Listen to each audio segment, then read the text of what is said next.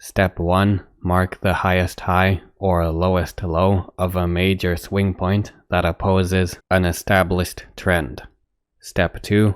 Calculate the square root of the price and round the answer. Step 3. Use a date range tool and extend it back to the left side of the chart. The duration of the date range is the number of trading sessions that is determined by the rounded square root of price. In this example, 17 is a duration of 17 days represented by 17 bars or candles. This covered a 23-day calendar period.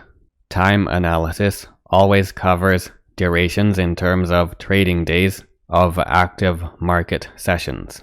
It does not count calendar days where the market is not in session. Step 4. Use a tool that displays equal time intervals. A cyclical lines tool does this the best without adding too much clutter to the chart. Now this chart has 17 trading day intervals marked. Time analysis using an interval based on a fixed price to time conversion is complete. Now the time intervals will complement basic price analysis, marking a clear horizontal range in the ongoing uptrend.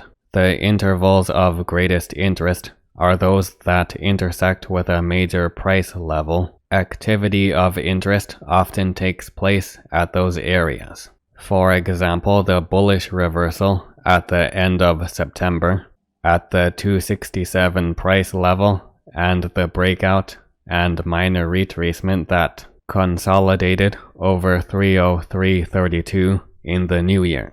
Then there is the neutral to bearish phase starting in April 2021 at the 338 highs that ends with an expected downswing towards the next interval in May. Areas in orange highlight how time intervals won't always result in significant events on the chart, especially when the chart is not trading near a major support or resistance mark.